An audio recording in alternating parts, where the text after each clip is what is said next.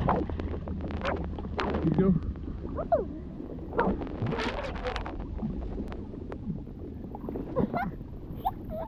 Good one. Good one.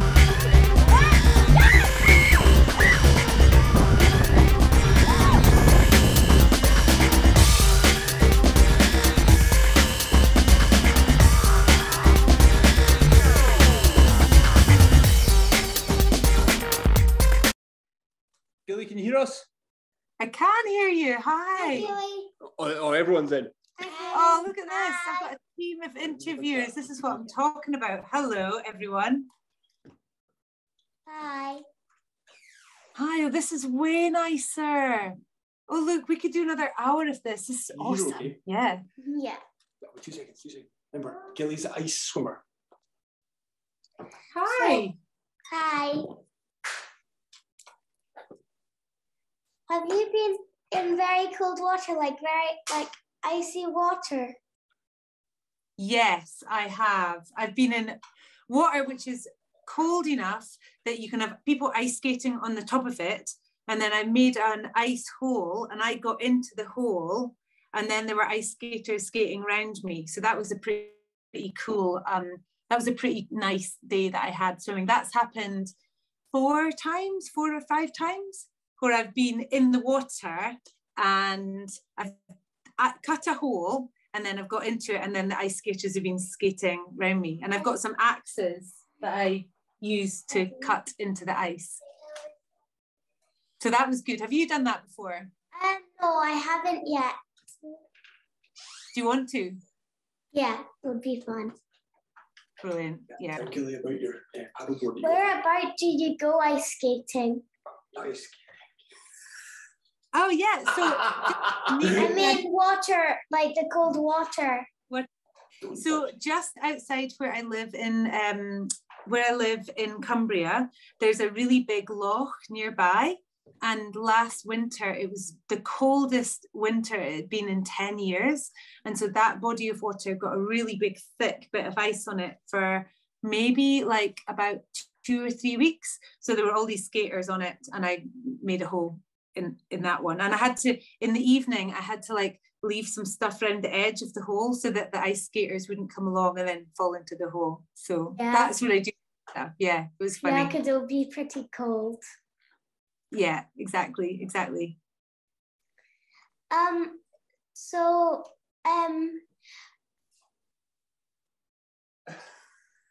Do you want me to help? Yeah, You're stuck. Do I'm another stuck. question. You're great. Skyla, last week Skyla had on a lady called Molly Hughes, who has been up Everest twice. And Skyla was asking her all about the food that they ate and everything like that. Why don't you ask, or why don't we find out how, for tips and hints for you. What about what our parents thought about it? What our parents thought about it? You can do that. What our parents thought about her going cold swimming. What did your parents think about going cold swimming? Well, my mum and my dad think that it's still quite a strange thing that I do, but especially when I've got a friend who's got a big freezer and he's got lots of ice that he basically lifts up his freezer and he fills it with water and then he gets into it. And so I was telling my mum and dad that I did that recently, and I think they probably thought that that was a little bit weird, but they understand that I'm probably quite weird, so they don't mind anymore. They think that all the things that I do are a little bit like, oh, what's she going to be doing next?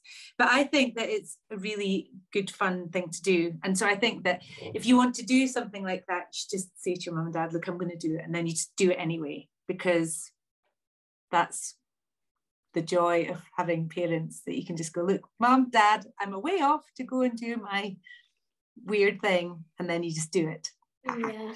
Yeah, exactly. What kind of food did you eat? Is there any special kind of food that you eat? Oh, well, when I go for a swim, I always make sure, it's really important, and you should definitely do this as well, is to make sure that you eat lots beforehand. So I have porridge. Do you like porridge? Yeah. Yeah, so I have porridge with raisins in it and some honey, before I go for a swim, so that I'm nice and warm inside, and that gives me lots of fuel. And then when I come out of the water, I will have a cup of tea or a cup of coffee, and then maybe a small piece of cake, or an apple. I really love apples. I'm always eating apples, so I'll probably have an apple in my pocket as well. But I don't have anything. Probably Molly had lots of like really fancy special food, but just porridge, you know, boring Scottish porridge does it for me every time. Maybe some eggs afterwards, but porridge, yeah. So you could try that next time. Try some porridge. Do you know what like kind of temperature there is? Have you do you know any kind of temperatures that you've been in? Like the temperatures of the water that you've been in? I do. So I've got about 20 different thermometers, and a few years ago I realized that they were all reading slightly differently. So what I've got now is I've got one thermometer, which was a little bit more expensive, and it's used for making ice cream. It's a chef's thermometer, and it was about 35 or 40 pounds, but it's really reliable. And so it's got a long probe, and I put that into the water, and the coldest that I've ever swum in is minus 0.2 degrees, and that was in a frozen waterfall. So there were loads of big icicles, and then I got into a big hole in the frozen bottom of the waterfall, and the temperature of that was just underneath the zero, which is like really cold. But then most of the swims that I did last year were all about 4 degrees centigrade, which is probably as cold as maybe the inside of the coldest bit of your fridge, maybe. So quite cold, not super cold, but definitely ice. Yeah. So there, yeah. Yeah. Do you go? Oh yeah, of course you go around places where there's lots of snow. Yeah. Have you been in do you do stuff like Bear Grylls? Because he jumps off all the helicopters and jumps into the freezing cold water. So do you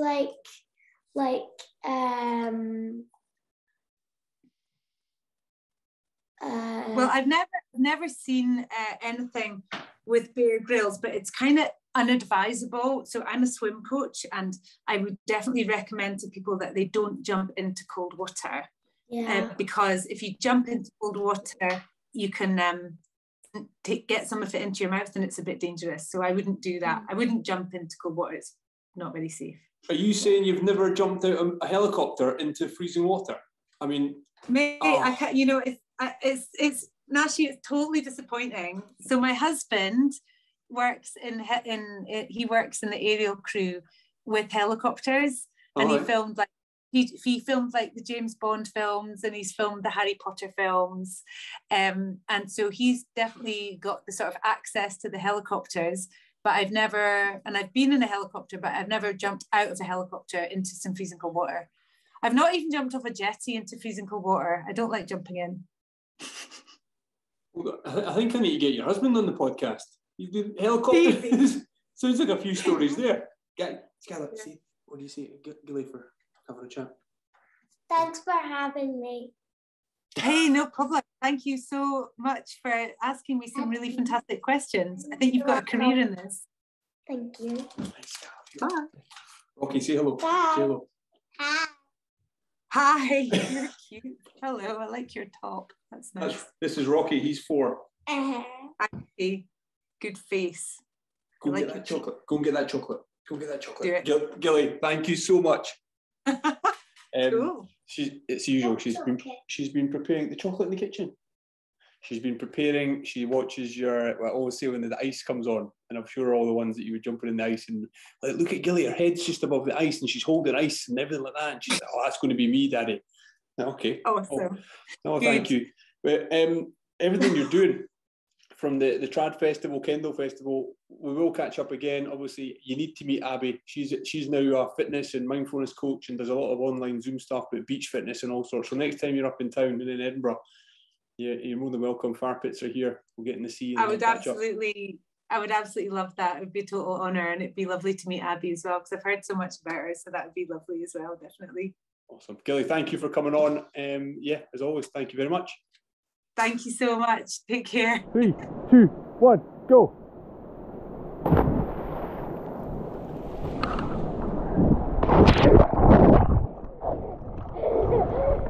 Come here. Over there. Over there.